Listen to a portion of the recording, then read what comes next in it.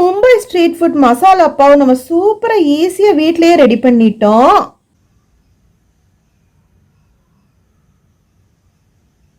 வணக்கம் friends, welcome to Dakshata சமையல். இன்னைக்கு வீடியோல நம்ம என்ன ரெசிபி பார்க்க போறோம்னாங்க மும்பை ஸ்ட்ரீட் ஃபுட் மசாலா பாவ். வாங்க அது எப்படி செய்யறதுன்னு வீடியோக்குள்ள போய் பார்க்கலாம். மசாலா பாவ் பஜ்ஜி செய்யறதுக்கு அடுப்புல ஒரு கடாய் வச்சுக்கலாங்க. இப்போ அடுப்பு ஸ்லோ ஃப்ளேம்ல தான் இருக்கு. 2 டேபிள் ஸ்பூன் எண்ணெய் விட்டுக்கலாங்க.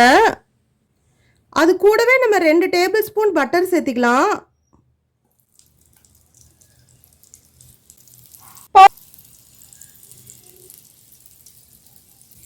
பாருங்க, நம்ம சேர்த்துன வெண்ணெயும் நெய்யும் நல்லா உருகி வந்துட்டு இருக்கு. பாருங்க, வெண்ணெயும் நெய்யும் நல்லா உருகி வந்துருச்சு. நம்ம 1/2 டீஸ்பூன் சீரகம் சேர்த்திக்கலாம். ஒரு பெரிய வெங்காயம் மீடியம் சைஸ்ல இருக்கிறதுனால பொடி பொடியா கட் பண்ணது இந்த கடாயில சேர்த்திக்கலாங்க. 1/4 கப் குடமிளகா பொடியா கட் பண்ணது சேர்த்திக்கலாங்க. இப்போ நம்ம அடுப்பு மீடியம் ஃப்ளேமுக்கு மாற்றிட்டு நல்லா வதக்கிக்கலாங்க.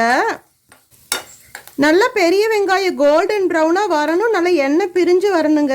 அந்த வரைக்கும் நம்ம நல்லா இப்போ வதக்கிக்கணும்.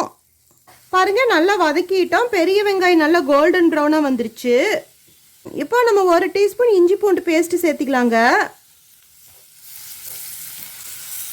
நல்லா வதக்கிக்கலாம். இஞ்சி பூண்டோட பச்சை வாசனை போய் இந்த எண்ணெய் வெண்ணெய் பிரிஞ்சு வரணும், அந்த வரைக்கும் நம்ம நல்லா வதக்கிக்கணுங்க.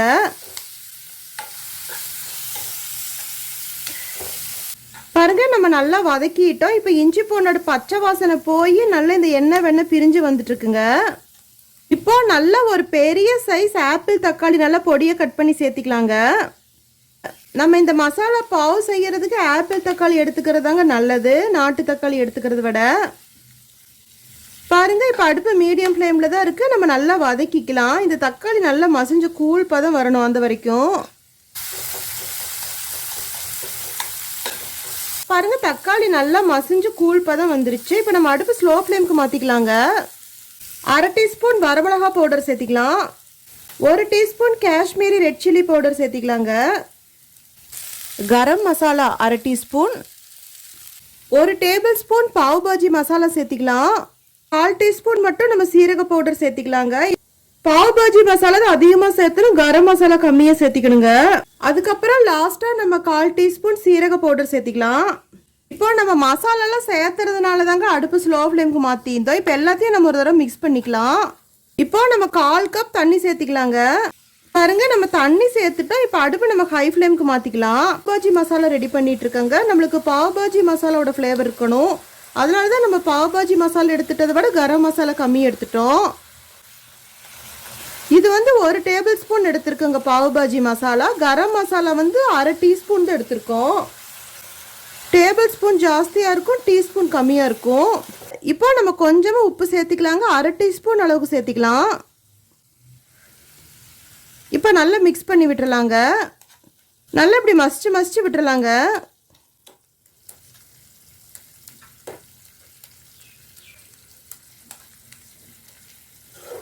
இப்போ நம்ம திருப்ப 1/2 கப் தண்ணி சேர்த்திக்கலாங்க. நல்லா மிக்ஸ் பண்ணி விட்டுறலாங்க. நம்ம வெஜிடபிள்ஸ் எல்லாம் எதுவும் சேர்க்காதனால நம்மளுக்கு மேஷ் பண்ணுறது ரொம்ப ஈஸியாக தான் இருக்கும். நல்லா இந்த மாதிரி கொதிச்சுட்டு இருக்கிற டைம்லேயே நம்ம நல்லா இந்த மாதிரி மசிச்சு விட்டுக்கலாங்க.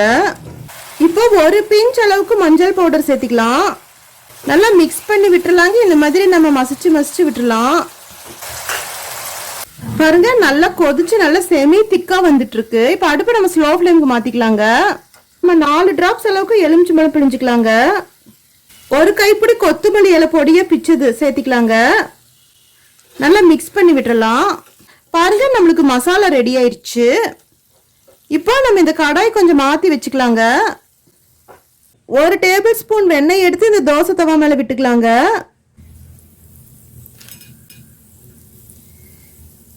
பாருங்க, நல்லா உருகி வந்துட்டு இருக்கு. இப்போ நாம ஒரு பாவ் பாஜி பன் எடுத்துக்கலாம். சென்டர்ல கட் பண்ணிக்கலாங்க. பாருங்க, நம்ம சென்டர்ல கட் பண்ணிட்டோம். ஃபுல்லா கட் பண்ணிடக்கூடாது.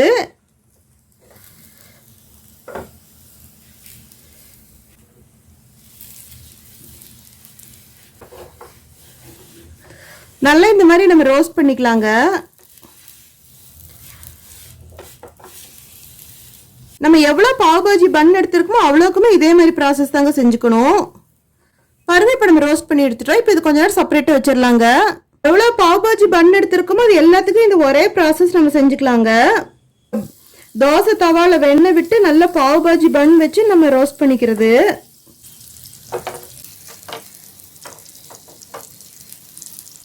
இது மாதிரி நம்ம 2 எடுத்துக்கிறோம்னா 1 டேபிள் ஸ்பூன் விட்டா போதுங்க. பாருங்க நல்லா இந்த மாதிரி நம்ம பட்டர்ல தேய்ச்சி எடுத்துட்டோம்.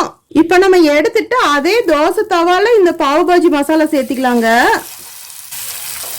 இப்போ நம்ம ரோஸ்ட் பண்ணி வச்சிருக்கிற இந்த பாவ் பாஜி எடுத்து இது மேல வச்சுக்கலாங்க.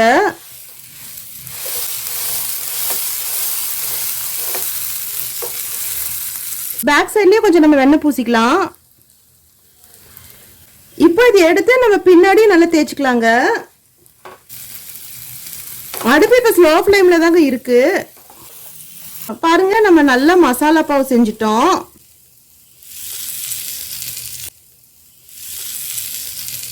இப்போ இது நம்ம வெளியே எடுத்துடலாங்க. இப்போ நம்ம திருப்ப செய்யும் போது கொஞ்சம் வெண்ணெய் சேர்த்திக்கலாங்க.